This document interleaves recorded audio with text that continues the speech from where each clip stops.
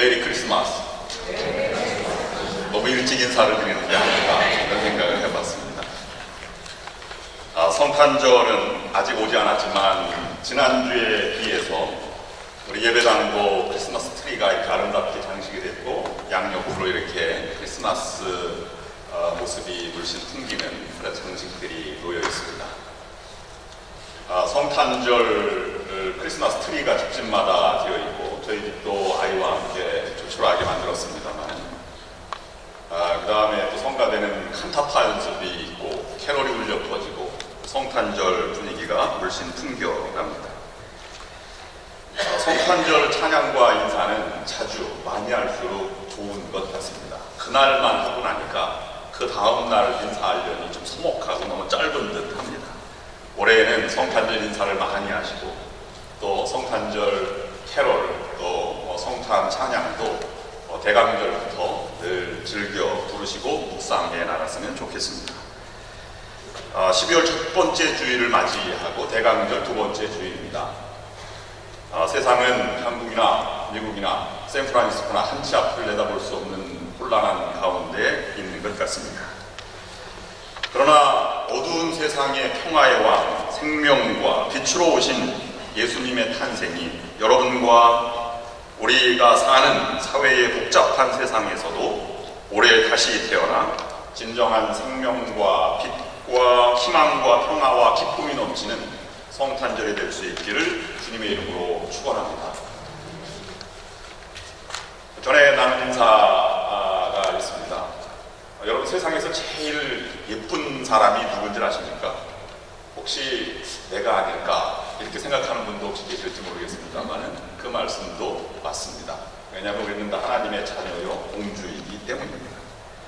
정답은 하와라고 합니다. 그 증거는 아담이 보고 첫 번째 한 말이 얼마나 예뻤으면 내 뼈 중에 뼈요 살 중에 살이라 이렇게 말했겠느냐 하는 것입니다. 요즘 한국에서는 아재 개그라고 아저씨 개그라고 그런 게 유명한데요. 우리 성경적 아재 개그를 한번 해보겠습니다. 여러분들 인사를 잘 나누시기 바랍니다. 하나님이 아담을 창조하고 갈빗대를 취해서 하와를 만들었습니다. 그래서 이름을 지어라 이렇게 얘기했답니다. 그래서 아담의 하와를 보니까 다가오는 게 너무 예뻐요. 그래서 인사를 했답니다. 하와유. 그래서 하와가 됐답니다. 근데 아담이 부르는 모습이 너무 아름답고 또 잘생겨서 빛이 나서 하와가 이렇게 얘기했답니다. 아담해. 그래서 아담이 됐답니다. 옆 사람과 인사를 나누실 때 우리가 쑥스럽지만 여자분이시면 집사님도 권사님도 하와유 이렇게 인사하시고 남자분이면 아담해 이렇게 인사를 한번 나눠보시기를 바랍니다. 인사를 안 하신 분이니까 좀 쑥스러우신 거예요.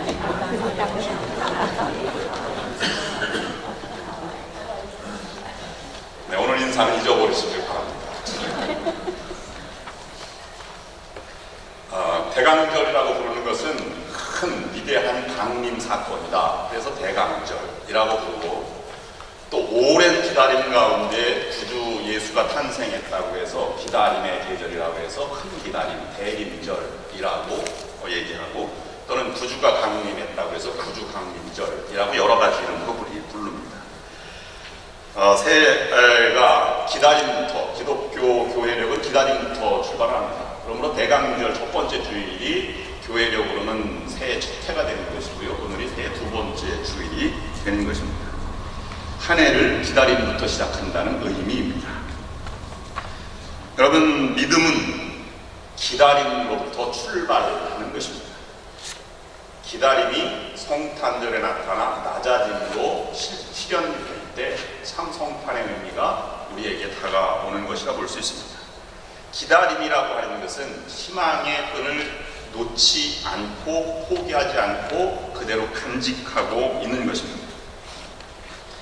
여러분 믿음이 있다면 여러분은 적어도 잘 살고 계신 것입니다. 아직도 희망이 남아있다면 여러분들은 하나님의 은혜 가운데 잘 살아가고 계신 증거입니다. 여러분의 가정과 여러분의 자녀가 행복하기를 여러분은 늘 기도하고 또 또 기다리며 희망을 포기하지 않습니다. 그러면 여러분은 적어도 인생을 잘 살아가고 계신 것입니다. 우리 교회는 유수한 역사와 함께 큰 부흥의 꿈을 이루게 될 것입니다. 그렇게 기도하고 우리가 희망하고 있습니다. 교회의 부흥을 꿈꾸고 기다리면서 우리가 낮아져서 봉사하고 엎드려 기도하고 또 다른 많은 수고를 아끼지 않고 헌신하고 전도합니다. 그런 교회는 이미 성령이 충만한 교회이며 또 믿음이 충만한 교회의 증거입니다. 채워주시는 것은 하나님이 하시는 일이기 때문입니다. 여러분의 삶이 믿음이 충만하여 주님의 은총을 풍성하게 입는 여러분과 여러분의 가정 그리고 우리 교회가 되시기를 주님의 이름으로 간절히 기도드립니다. 성찬절부터 시작되는 기독교의 교회력의 사이클 주기를 보면 대부분 5가지 신비, 우리가 많이 묵상해 보았습니다만 신비로 이루어져 있습니다. 그것은 인간의 이성과 합리적으로 이해할 수 없는 부분입니다. 성탄절은 예수 그리스도의 탄생입니다. 성육신입니다. 어떻게 하나님이 인간의 몸으로 내려오실 수 있는가 하는 것입니다. 두 번째는 어떻게 한 사람의 죽음이 모든 인류의 죄를 구원해낼 수 있는가, 십자가의 사건입니다. 세 번째는 어떻게 죽은 사람이 다시 무덤에서 살아날 수 있는가. 네 번째는 어떻게 살아난 예수 그리스도가 하늘로 승천해 갈 수 있는가. 지금 하늘 어디에 계신가. 다섯 번째는 어디에 계신지 모르는 주님이 올라가신 그대로 내려오신다는 재림도 우리의 이성과 또 인간의 능력으로는 생각할 수 없고 판단할 수 없는 신비한 영역에 들어갑니다. 그러므로 우리가 기독교 신앙을 신비 가운데 신비를 이해하고 풀어보려고 노력하는 것보다는 그 기독교 신비 가운데 젖어 있고 오랜 역사 가운데 우리에게 주는 메시지를 묵상하며 그 진정한 의미를 생각하고 실천하는 계절이 되어야 할 것입니다. 기다림으로부터 시작한 성탄절은 낮아짐으로 첫 번째 이치상 사건으로 다가왔습니다. 이해할 수 없는 것이지만 낮아짐의 계절이 된 것입니다. 이해할 수 없는 것을 신비한 능력으로 믿고 의지하고 묵상하는 것이 믿음입니다. 이해할 수 있는 것을 믿는 것은 우리는 사실이기 때문에 믿음이라고 말할 수 없는 것입니다. 성탄의 신비는 사랑의 관점에서만 이해될 수 있고 또 예수 그리스도의 부유 안에서의 탄생 사건은 낮아짐의 모습을 보여주는 것으로만 의미를 접근해 갈 수 있는 것입니다. 달라스에서 목회하시는 이진희 목사님이 그가 늘 유대 풍습과 성경 지리와 역사의 늘 전공자이신데 이렇게 묵상을 하였습니다. 예수님은 높은 보좌를 버리고 낮고 낮은 이 땅에 오셨다. 자신을 비우시고 바위 동굴에서 태어나셨다. 나사렛에서 이름 없이 사시다가 공생애를 시작하기 위해 여리고 앞 요단강에서 세례자 요한에게 세례를 받으셨다. 사람들이 줄을 서서 세례받기를 기다리고 있었을 것이다. 예수님도 그 줄에 서 있었을 것이다. 그리고 차례가 되자 세례를 받으셨을 것이다. 세례를 주셔야 할 분이 세례를 받으신 것이다. 그곳은 이 지구상에서 가장 낮은 곳이다. 대저 400m가 되는 곳이다. 이 지구상에서 가장 낮은 곳에서 공생애를 시작하셨던 것이다. 그렇게 공생애를 시작하신 예수님은 집도 절도 없이 3년간을 남의 집에 얹혀 사셨다. 그러다가 십자가를 지시고 무덤에 묻히셨다. 죽음은 우리가 내려갈 수 있는 가장 낮은 곳이다. 그 다음에 사도신경에는 음부에까지 내려갔다 오셨다고 되어 있다. 음부. 이렇게 예수님은 계속 아래로 내려가는 삶을 사셨다. 성탄절에 예수님의 낮아짐을 묵상해본다. 그래서 사도 바울은 예수님을 묵상하면서 낮아짐을 이렇게 표시하였습니다.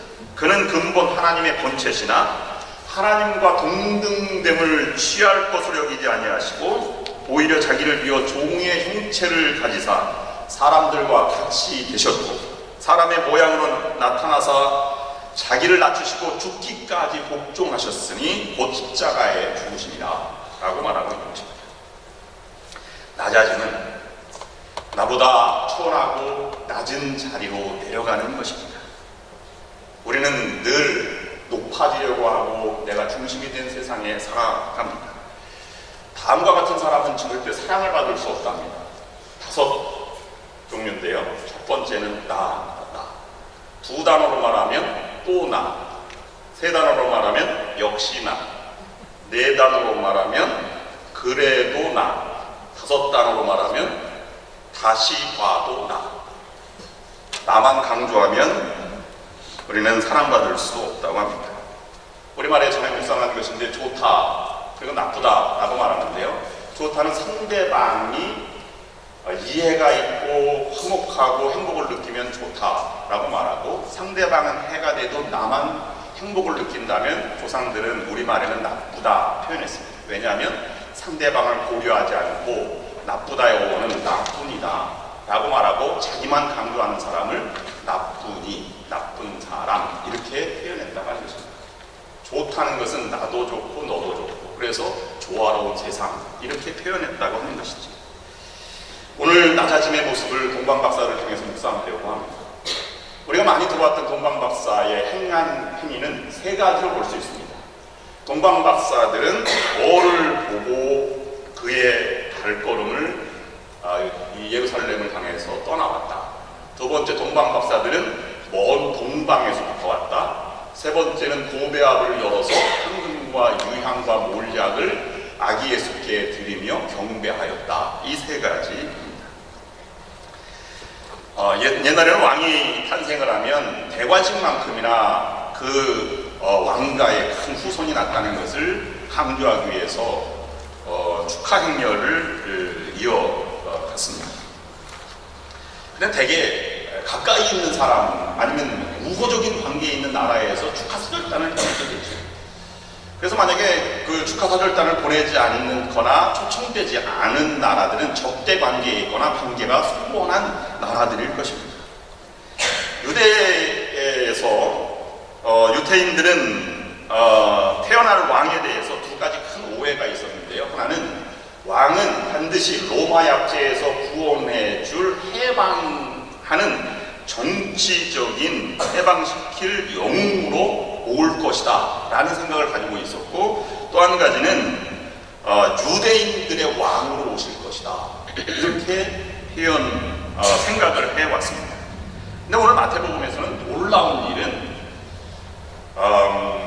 누가복음 2장에서도 목자들이 경배했고 베들레헴이었습니다. 그리고 동방에서부터 찾아온 점성가들 또는 박사들이 경배하였다라고 하는 것을 보면 유대인들이 경배한 것이 아니기 때문에 유대인의 왕으로 오신 것은 적어도 아니라고 하는 것을 우리에게 강조하고 있습니다. 예수 그리스도의 탄생은 선지자들로부터 예언돼 왔던 왕의 출현이었는데 그들의 기대한 것과 다르게 예수님은 초라하게 태어나셨습니다. 그런데 아무도 알지 못했습니다. 마태에 의하면 그 소식을 알게 한 사람이 바로 동방박사들이었다라는 것을 우리에게 기록해주고 있는 것입니다. 헤롯 왕 때 예수께서 유대 베들레헴에서 나심에 동방으로부터 박사들이 예루살렘에 이르러 말하되 유대인의 왕으로 나신 이가 어디 계시뇨? 우리가 동방에서 그의 별을 보고 그에게 경배하러 왔노라 라고 말하는 것입니다. 이것은 사실 예루살렘에 살고 있는 사람들에게는 돌발적인 행동이었고 박사들 자신에게도 돌발적인 행동이었습니다. 사실 우리들은 이 사람들이 어느 곳에서 왔는지 알지 못합니다. 그런데 어떻게 해서 예루살렘까지 오게 됐는지도 정확히 우리가 표현할 수 없고 해석할 수 없는 그런 본문을 만나게 됩니다. 분명한 사실은 그들은 알았고 별을 보고 베들레헴까지 갔다라는 사실입니다. 그 옛 이야기를 더듬어서 생각해 본다면 옛날 사람들은 점성가들에 의해서 미래를 관측하거나 역사를 관측할 수 있다고 믿었습니다. 그래서 과학자들은 주로 점성가들이나 아니면 점성가들은 지혜 있는 사람들이나 아니면 귀족들이 그것을 담당하게 됐죠. 오늘 본문에서도 동방이라고 하는 것을 보면 아마 문명이 발달했던 곳, 바벨론이나 그 당시의 나라였던 대국이었던 페르시아가 아닐까 하는 생각을 유추해 볼 뿐입니다. 그런데 그 당시에는 로마에 속해 있었던 로마 황제가 아닌 다른 왕에게 경배한다는 사실이 아마 박사들에게도 두려웠을 것입니다. 그래서 그냥 동방에서 이렇게 막연하게 기록했을 것입니다. 교회 전설에 의하면 세 사람의 이름이 가스파, 메키오루, 발다사르라고 하는데 이것은 전설일 뿐이고 신빙성, 역사적인 증거는 전혀 우리가 알 수 없습니다. 그런데 예수 그리스도의 탄생이 낮은 곳에서 작은 사건이었는데 이들에 의해서 온 세상에 울려 퍼지게 되었습니다. 그것은 별의 출현 때문입니다. 정말로 별이 이렇게 움직였을까 하는 생각을 먼저 해보고요. 다른 어떤 해석가들은 아마 별은 그대로 있었지만 이 박사들에 의해서 어떤 사인, 이 우주의 사인을 보고 왕이 태어났다는 것을 인정하고 그렇게 떠났을 것이다, 이렇게 생각을 해보기도 합니다. 특별한 별일 수도 있고 이들만 알아챈 어떤 사인일 수도 있었습니다. 중요한 것은 예수 그리스도가 그 사인을 보고 경배를 하게 되었고 탄생하였다는 소식이 알려졌다고 하는 것입니다. 오늘 동방박사의 이야기를 통해서 우리가 낮아짐과 또 믿음의 여정을 함께 묵상하면서 은혜를 나누고자 첫 번째 낮아짐의 묵상은 동방박사들은 분명치 않았지만 확신을 가지고 있었다 하는 것입니다. 여러분, 내가 무엇을 확신한다, 이 확신은 믿음이 아닙니다. 왜냐하면 확신이 잘못될 수도 있기 때문입니다. 난 저 사람의 죄를 확신해, 아니면 이것은 부정이라고 하는 걸 확신해 라고 말하지만 조사해봐야 아는 것이지 금방 탈로 날 것이기 때문에 그걸 믿음이라고 볼 수 없습니다. 그러나 믿음은 확신으로부터 출발하고 있는 것입니다. 아이가 아직은 어리지만 이 아이가 훌륭하게 될 것이라고 하는 확신 가운데 키우는 것이 어머니와 부모님의 믿음인 것과 마찬가지입니다. 여러분, 확실하면, 확신을 할 수 있으면 낮아질 수 있습니다. 부모님의 사랑을 확신하는 어린이들은 겸손하고 성품이 온화하고 부드럽습니다. 외톨이로 자란 아이들이 거칠고 험악한 것이지, 사랑을 하면 낮고 천한 자리로 내려갈 수 있습니다. 사랑의 확신이 있기 때문입니다. 예수님도 하나님의 사랑을 확신하니 십자가에 달려 돌아가실 때에도 하나님이 버렸다고 하는 순간에도 하나님을 놓지 않았습니다. 그만큼 확신이 더 컸다고 하는 것입니다. 인간을 사랑하셔서 구원하시기 위해 낮은 자리로 오시기까지 이 사랑의 확신은 포기되지 않았습니다. 여러분, 하나님이 여러분을 사랑하고 여러분도 이웃을 사랑한다면 낮아지십시오. 나보다 다른 사람을 먼저 보고 그들을 돕고 낮은 자리에서 서로 사랑하며 위로하며 살아가십시오. 그것이 어려워도 하나님이 나를 사랑하시고 또 하나님이 사랑하는 영혼이라면 낮아질 수 있는 것입니다. 지금은 알 수 없어도 확신이 있으면 후에 증명될 것입니다. 이것이 하나님의 방법을 따르는 길이고, 또 확신은 사실이 증명된 것이 아니지만 믿음이고 흔들림 없는 마음의 상태를 가지고 살아가는 것입니다. 박사들은 베들레헴에서 구주가 나실 것이라는 확신을 가지고 있었습니다. 근데 그들이 찾아가는 것은 예루살렘이었습니다. 마지막에 그들은 10절에서는 베들레헴에 도착해서 그들이 별을 보고 매우 크게 기뻐하고 기뻐하였다 라고 말하는데요, 유진 피터슨이 번역한 네스키 바이블에는 그들은 다른 장소, 다른 시간에 도착하였다 이렇게 번역을 하고 있습니다. 한 번도 의심하지 않고 그렇게 별을 보고 따라갔던 것이죠. 어떻게 보면 모르는 체하고 넘어갈 수도 있는 부분이 세상에 알려지게 된 꼴이 된 것입니다. 사실 별을 보고 개인이나 나라의 운명을 알아챈다고 하는 것은 미개한 점성술의 미신에 속하는 부분일 수도 있습니다. 그러나 옛날에는 그것이 최고의 과학으로 여겼기 때문에 아마 그 방법을 성경은 이용하지 않았나 하는 생각을 해보게도 됩니다. 이러한 방법이 아니면 그리스도의 탄생을 알릴 방법이 없었습니다. 그리스도는 유대인들만의 구주가 아니라 동방에서 온 그들은 하나님을 믿지 않는 사람이었지만, 그러나 점성가들에 의해서도 그들의 구주가 되기도 한 것입니다. 오늘 보면 그들이 사인을 받아들였다라고 하는 것인데 그걸 받아들이는 확신이 있었어요. 성경을 보면 세례요한도 광야에서 비치는 자의 소리가 있었는데 그가 세례를 받을 때, 예수님 세례를 받을 때 옆에 있는데도 아무도 알지 못했지만 비둘기 같은 성령이 내려와서 예수님에게 내려왔고 하늘에서 음성이 들려서 그가 메시아인 것을 알았습니다. 우리는 사인이 없으면 우리가 그것을 알 수가 없습니다. 우리는 너무나 연약하고 부족한 삶을 살아가기 때문에 무엇인가 인도하는 길이 있어야 합니다. 여러분, 그 사인을 받아들이십시오. 하나님의 은혜와 하나님의 통로를 받아들이십시오. 그래야 우리가 하나님의 길로 들어갈 수 있는 것입니다. 그것이 지금 확실하지 않아도 하나님 은혜 베풀어 주신 것을 받아들이는 순간 우리는 그 길을 걸어갈 수 있는 것입니다. 어떤 사람은 이 사인이 별이 아니라 빵일 수도 있습니다. 성탄절에 빵을 많이 주고 음식을 많이 주니까 왔다가 예수 탄생을 믿고 믿음의 삶을 살아가게 되는 것이죠. 어떤 사람은 그렇게 싫은 부인이 인도해서 교회에 나올 수도 있습니다. 그것도 하나의 사인일 수 있는 것입니다. 예수님께서도 아버지께서 이끌지 아니하시면 내게 올 자가 아무도 없다라고 말씀하셨습니다. 어떻게 보면 우리는 이 점성가들이 의해서 잊혀져가는 것이 큰 위대한 사건임을 알았던 점성가들처럼 우리도 그와 같은 이런 별을 보고 따라갈 수 있는 그런 하나님의 사인을 받아들이고 영적인 예민함을 가지고 살아가셔서 우리가 그 믿음의 길을 걸어가는 우리들이 되었으면 좋겠습니다. 그것이 낮아짐의 출발점이 되는 것입니다. 두 번째로는 낮은 자리로 가는 사람들은 수고를 아끼지 않는다는 것입니다. 믿음은 어떻게 보면 확신인데요. 그 확신이 확신으로 머무르지 않습니다. 왜냐하면 확신은 내가 믿는 것을 확실히 하는 것인데 출발점이 내가 되기 때문에 그렇습니다. 확신을 넘어서는 것이 중요한 것입니다.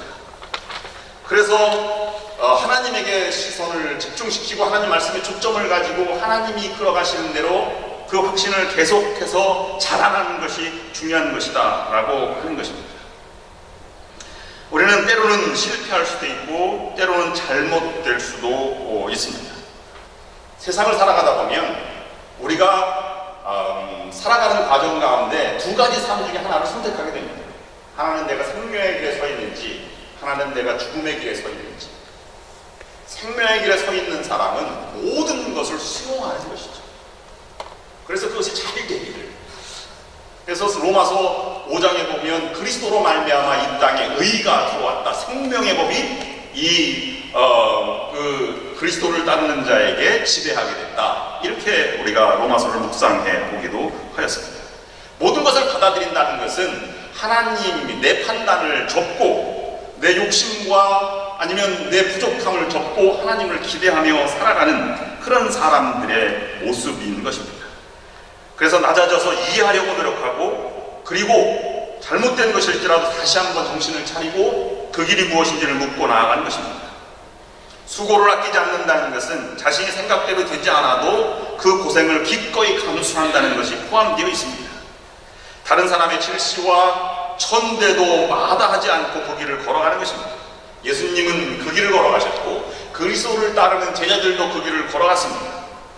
그리고 가진 고난과 수고 후에 그 길이 바르다는 것을 증명해 나아갔던 것입니다. 동방 박사들이 맨 처음에 확신을 가지고 따라왔는데요. 그들은 왕이 태어났으니까 어디로 갔겠습니까? 예루살렘 성으로 갔습니다. 예루살렘은 유대인들이 사는 것이요, 그 당시에 왕은 헤롯이라고 하는 왕이었습니다. 그래서 내가 이 별들을 따라서 유대인의 왕이 나타나는 것이 경배하러 왔습니다. 그랬더니 베들레헴이 아닌 예루살렘 왕궁의 소동이 일어났다. 오늘 본문 말씀들을 기록하고 있습니다. 왜 그렇겠습니까? 자기도 모르는 사이에 왕이 태어났다. 어떻게 보면 반역의 불씨가 자라나고 있는 것이다. 이렇게 볼 수 있는 그런 것이기 때문입니다. 그래서 헤롯과 예루살렘 사람들이 소동을 하였는데요. 왜 헤롯이 소동을 하였느냐 하면 자기는 유대인의 왕처럼 생각했는데 사실은 유대인들의 존경을 받지 못했습니다. 왜냐하면 헤롯은 에돔 사람이었는데 에돔이 유대로 통합되면서 거기에서 이제 왕까지 나아가게 되었기 때문입니다.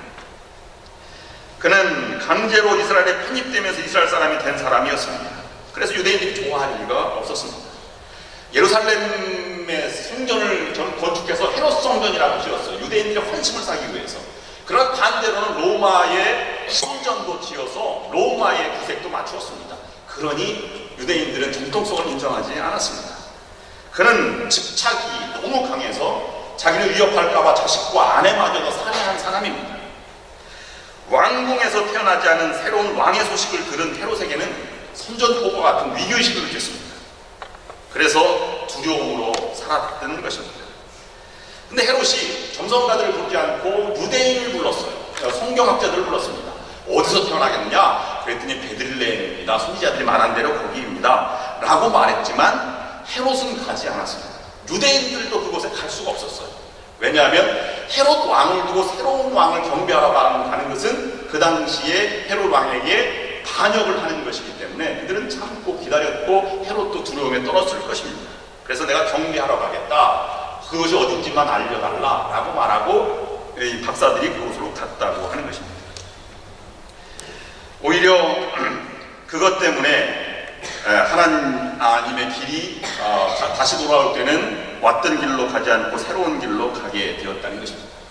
여러분, 베들레헴에 가기까지 별이 예루살렘에 멈추었고 예루살렘부터 다시 나타나 베들레헴까지 가기까지 박사들은 여러 가지 자신의 이성과 경험과 판단으로 살아갔지만 그것이 잘못된 줄을 나중에 알았지만 그러나 그 속에도 수고를 아끼지 않고 자기가 베들레헴까지 가기까지 수고를 다했다고 하는 것입니다.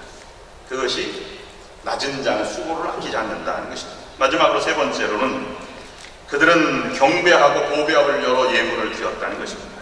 진정한 낮아짐은 구체적인 행위까지 헌신하는 것입니다.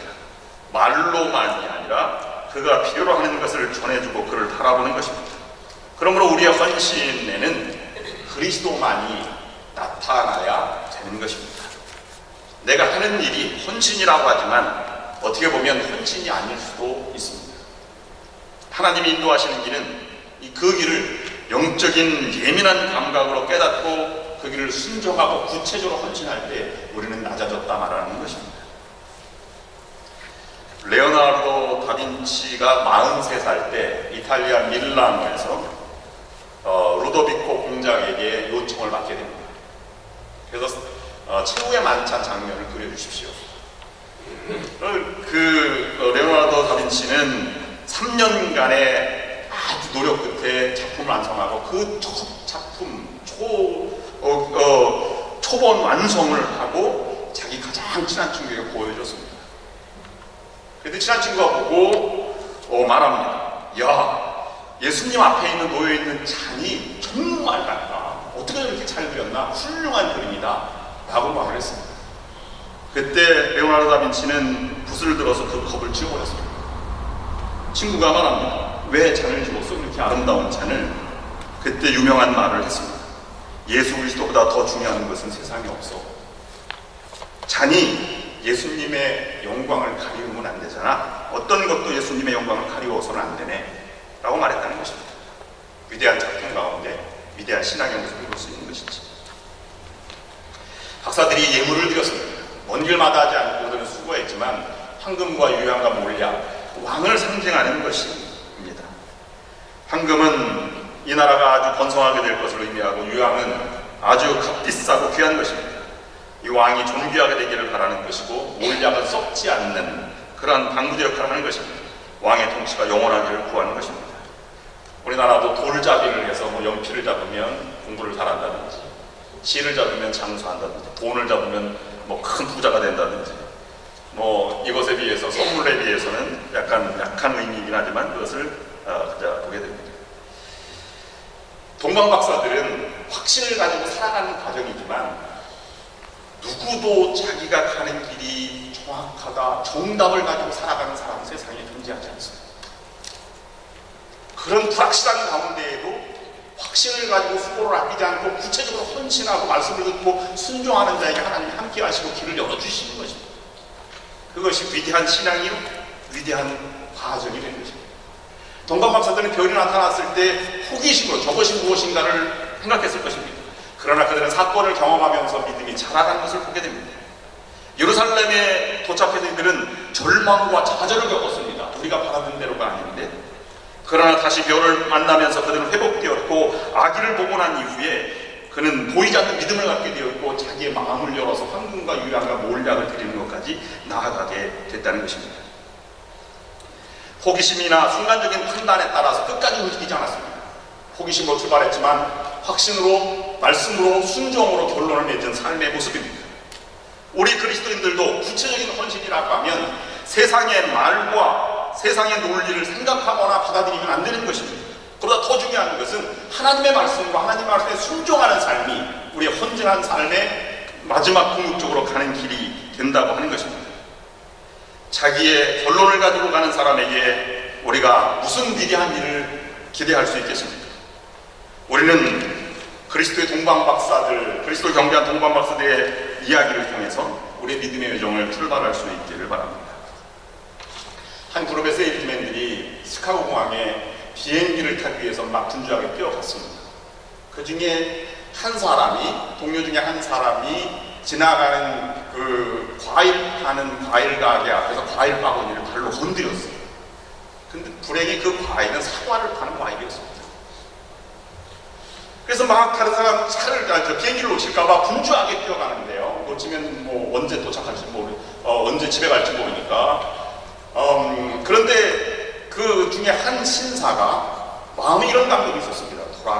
돌아가서 그걸 주워줄까. 사과는 이미 온 바닥에 막 굴러다니고 있는데요. 돌아서서 사과를 주워가지고 그 사과 과일 바구니 앞에 있는 사람을 봤을 때 깜짝 놀랐습니다. 왜냐하면 16살쯤 되는 소녀였는데 앞을 못 보는 시각 장애인이었기 때문입니다. 내가 잘았다 생각을 했어요. 그래서 과일을 다 돌아가면서 주우면서 뛰어가는 동료에게 이렇게 말했습니다. 집에 가서 내가 늦거든 왜 늦었는지를 우리 아내에게 전화 좀 해주십시오. 그리고 그는 최선을 다했습니다. 진열까지 다 마치고 그리고 자기 주머니에서 $20를 꺼내서 우리 동료가 잘못한 것에 사과드리면서 그것을 소녀에게 이렇게 주면서 위로해 주었습니다. 소녀가 그 상황을 보고 이렇게 말했습니다. 선생님 누구세요? 혹시 예수님 아니세요? 우리 주변에 예수님 같은 사람들이 많이 필요로 하는 계절이 다가왔습니다.